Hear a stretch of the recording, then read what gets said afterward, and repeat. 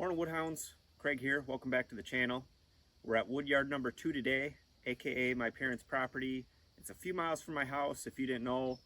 This is where I have my roadside stand, and I also do a bunch of cutting here at the property. It's about 40 acres or so of woods, which is great for harvesting firewood and deer. It's early October now. The roadside stand sales have still been moving pretty good, and I'm running pretty low on my supply of dry campfire wood. So today I do have a couple small piles of cherry and elm that I'm pretty sure are going to be dry right after they're split, ready to burn. But the plan is to at least get those split today, see how they are inside, if they're dry enough to sell or not, and that way I have a little more on hand to feed these stands for the next few weeks. I'm guessing, like many of you all, for October, it's been ridiculously warm so far. Cooler temps are on the way, so I'm thinking with those cooler temps, people will still be wanting to have campfires in their backyard fire pit.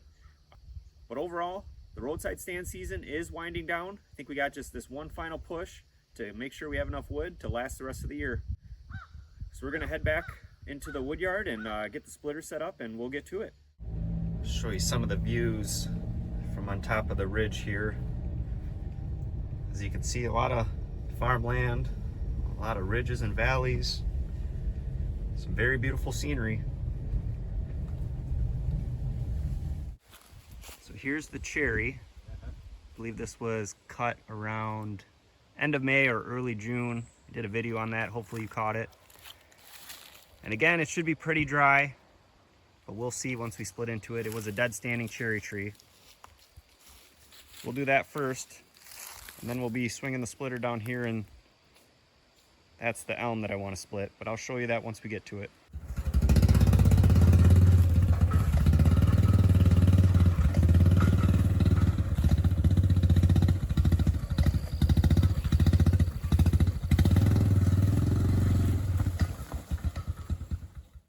So the plan is to just split it. My dad's going to grab the splits and start stacking them right here.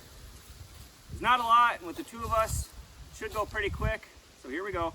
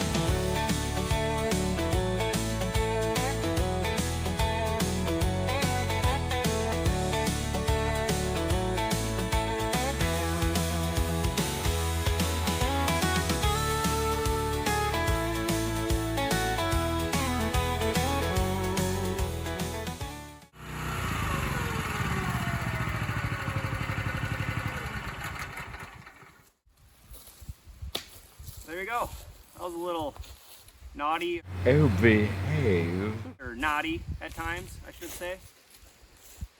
But pretty sure it's dry. I did forget my moisture meter. Oh wait, here's my moisture meter. Yeah. Come here. You ever heard the trick where you put it against your lip? 18.8. Probably about 18.8. But you can just tell that it's dry by the way it's crackling when it's splitting. I would say you can almost even tell that it's dry by visibly looking at it. So that's a good sign, because I need dry wood. Kind of made a mess because the outer side by the bark was approaching getting punky and rotten, but that's kind of how cherry goes. But overall, I made some decent looking campfire wood. So we're gonna move the splitter down and get at some of the elm over here. Stay tuned.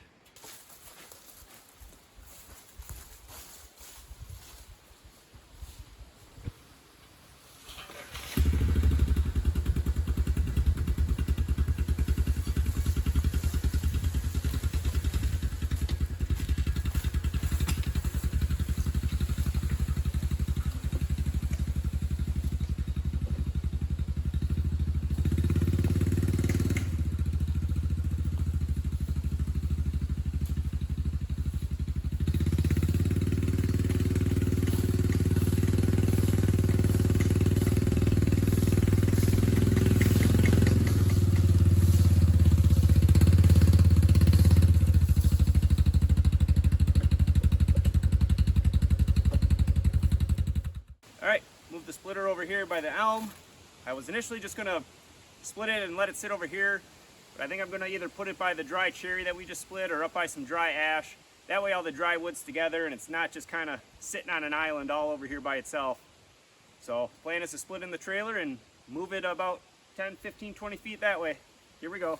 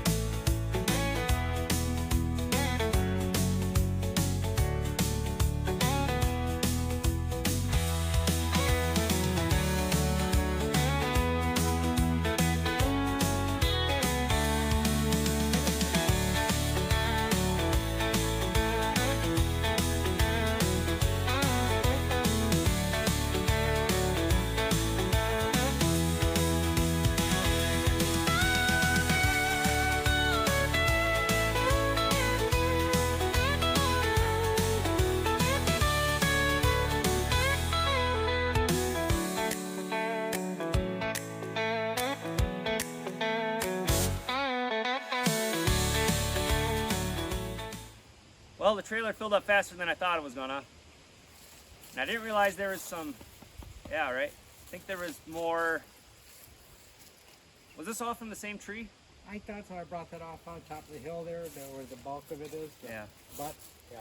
Yeah, this was a big elm that fell down, or at least a big chunk of the branch of an elm tree fell down. Or was it the whole tree? Nope, just a big branch. Just a big branch. A lot of it is dry, but there's some pieces in there that are not dry, or probably punky, that I might not sell. I'll give away to somebody else that can burn it. But yeah, trailer's full, so I'm gonna move it up there and empty it out.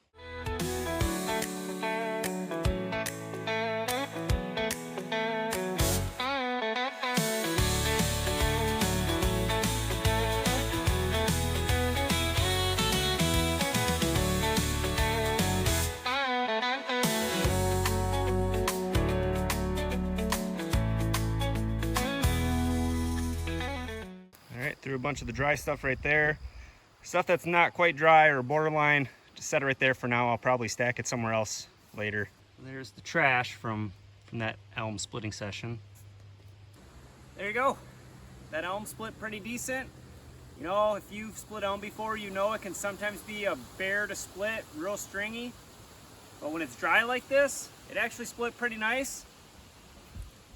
And on that similar topic, usually green or wet elm smells very stinky, but I actually like the smell of dry elm.